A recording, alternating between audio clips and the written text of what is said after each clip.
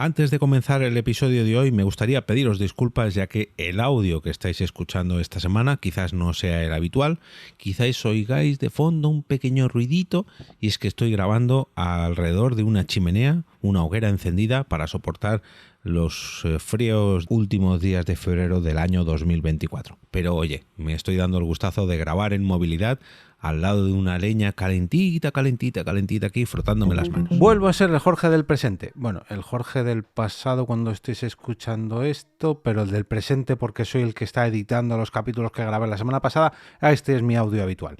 Y es que se me olvidó comentar que este mismo viernes tenemos la segunda Ponda en Madrid de este 2024 y que todavía podéis haceros con vuestras entradas para venir a ver a Sayonara Baby en vivo. Y ahora sí, os dejo con el episodio de hoy y vuelvo a esa calentita chimenea en la que me habéis podido escuchar. Te damos la bienvenida al otro lado del micrófono. Al otro lado del micrófono. Un proyecto de Jorge Marín Nieto, en el que encontrarás tu ración diaria de metapodcasting con noticias, eventos, herramientas o episodios de opinión en apenas 10 minutos. 10 minutos.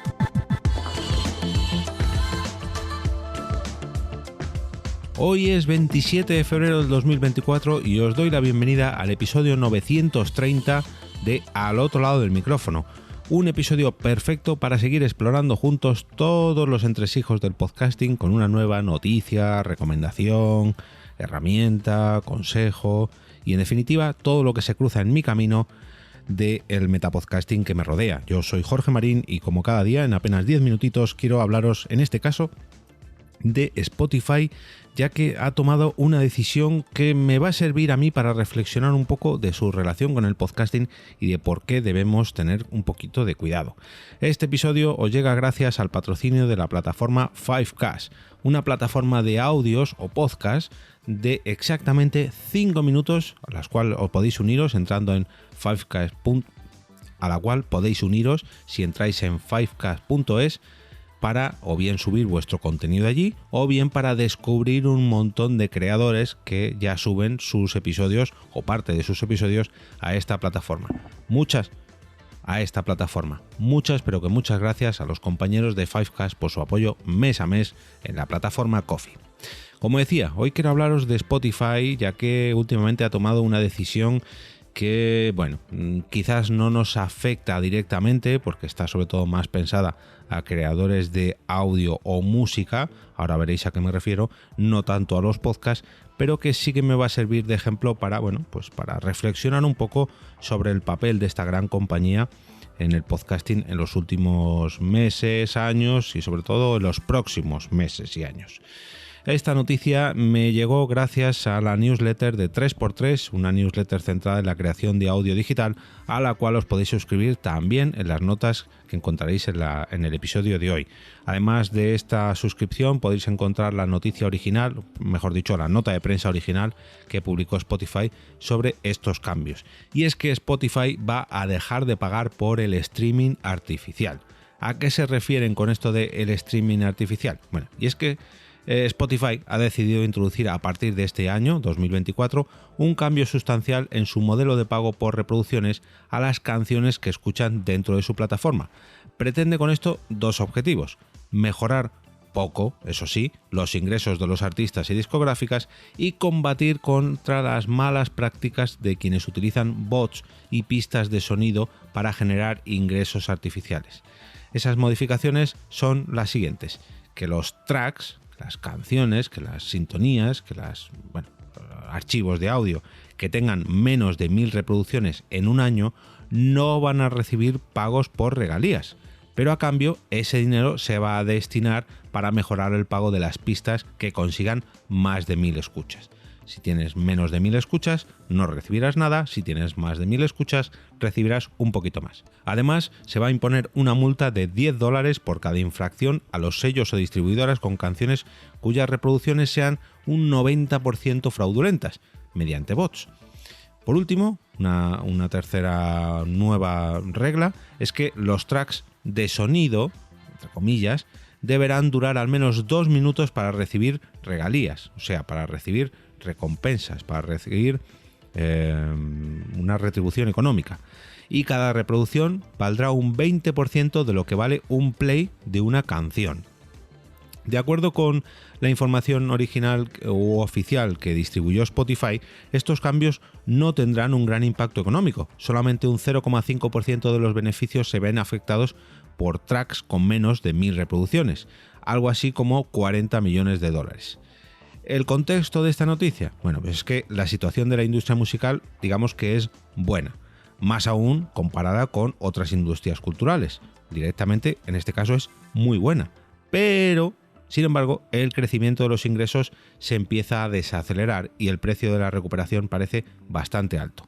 Las discográficas, con Warner y Universal a la cabeza, plantean la necesidad de un nuevo esquema de reparto de ingresos, pero las plataformas, Spotify, la primera de ellas, presenta ganancias magras o directamente pérdidas. El rediseño de la distribución de regalías, con los artistas en el centro, que involucran a Deezer y Spotify, constituye un intento de respuesta a estas demandas, aunque no va a ser suficiente. Los despidos en Universal, por ejemplo, para 2024, evidencian una situación clara, digamos un recálculo, un reajuste en todo esto.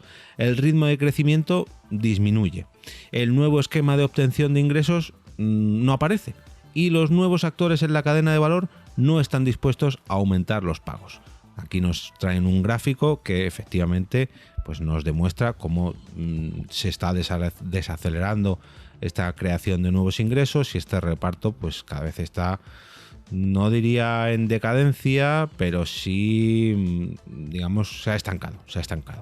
¿El significado de estos cambios? Bueno, pues el nuevo sistema de pagos que trae Spotify revela el presente y los riesgos futuros de la industria musical en el escenario digital.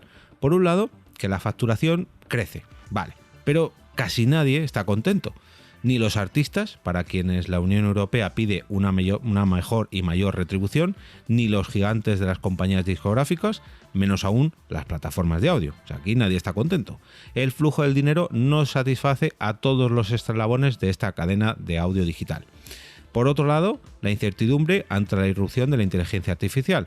Su utilización para crear canciones que sumen reproducciones por fuera del esquema de las majors y los fraudes de las reproducciones automatizadas se erigen como una herida sangrante de todo este modelo de la industria musical. Por no decir de la industria sonora, porque aquí no solamente hablamos de canciones, sino también de sonidos, como el del que os hablé hace unas cuantas semanas, de gente que sube sonido blanco, ruido blanco, para ayudar a otras personas a dormir. Claro, este sonido blanco, este ruido blanco es muy fácil de generar y como tiene muchas reproducciones porque hay mucha gente que lo busca, eso hace que gente que apenas trabaja se lleve bastante dinero. Y para combatirlo, precisamente, pues han creado nuevos esquemas como estos. Las respuestas de Spotify parecen un poco tímidas, pero tampoco se adivina una solución, digamos, de fondo. Lo único claro es que las discográficas se muestran decididas a buscar nuevos ingresos en otras fuentes.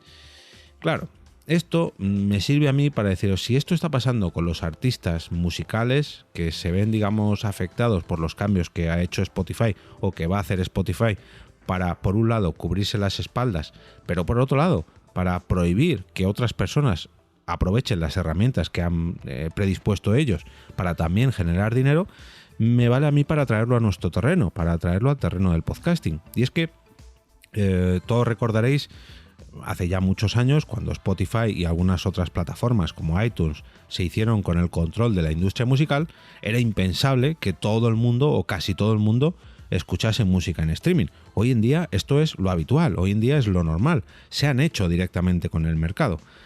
A base de talonarios, a base de traer nuevas herramientas y a base de traer nuevas mejoras, hay que reconocerlo. Ahora casi nadie compra CDs o compra vinilos o cintas de reproducción. Nadie consume audio, digamos, en un formato analógico. Todo el mundo consume en formato digital y sobre todo en streaming.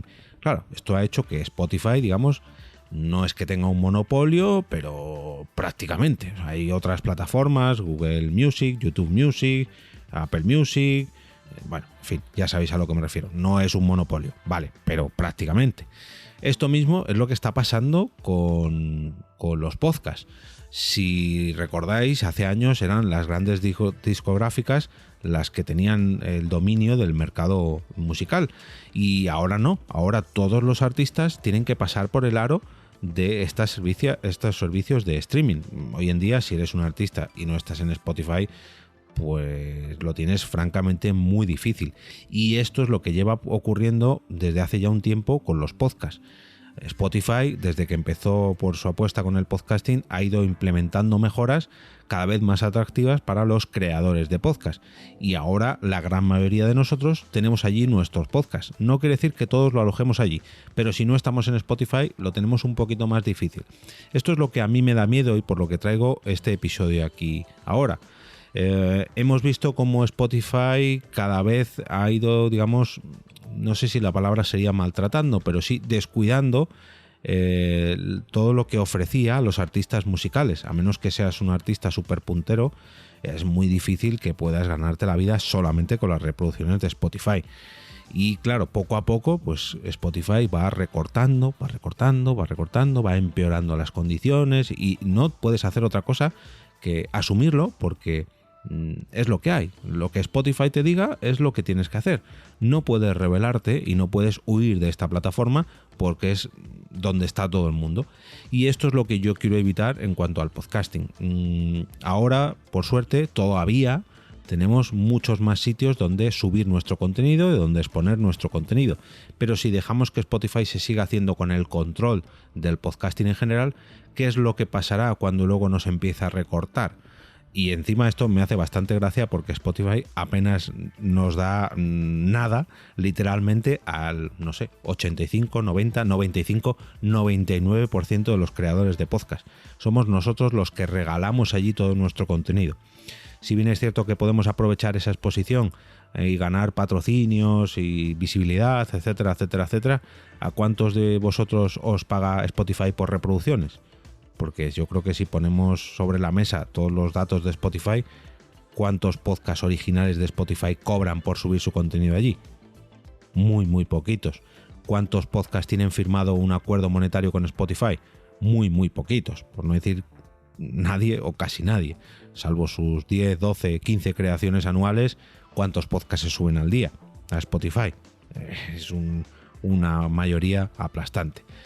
Por eso quiero que reflexionéis un poquito antes de vender, entre comillas, vuestro contenido gratuitamente a cualquiera de estas plataformas masivas y sobre todo analizar las consecuencias de que en un futuro, cuando empiecen a hacer recortes, y no hablo de recortes económicos, sino que a lo mejor dentro de un tiempo, si vuestros episodios no tienen más de 1000 reproducciones, pues a lo mejor Spotify los elimina directamente.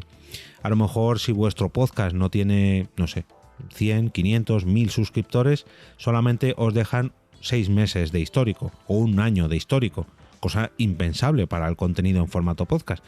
Pero si al final Spotify decide realizar estos cambios, lo veremos como algo normal porque es lo que tenemos que atenernos, porque es lo que la gran compañía predominante ha marcado así y yo personalmente no quiero que esto se haga una realidad. Por eso hay que pensarse muy bien dónde subimos nuestro contenido y qué hacemos con él. Simplemente una reflexión desde este lado del micrófono bajo mi experiencia a lo largo de todos estos años. Si recordáis, os hablé hace ya mucho de un triste episodio con la compañía Blip TV, la cual decidió eliminar por completo todo lo que tuviera que ver con el podcasting en su plataforma y muchos de nosotros nos vimos afectados porque vimos como nuestros podcasts desaparecían literalmente de la plataforma por excelencia porque directamente había visto que el podcasting allí pues le pesaba mucho, le costaba mucho y no se lo pensó dos veces. Oye, todos estos podcasts van a desaparecer de aquí porque Blip TV, como su propio nombre indica, estaba más pensada para el vídeo y no para el audio. Pero bueno, os invito a escuchar este episodio, os lo voy a dejar enlazado también en las notas del capítulo para que lo escuchéis y analicéis una nueva página de la arqueología podcastera de la que os hablé hace ya unas cuantas semanas.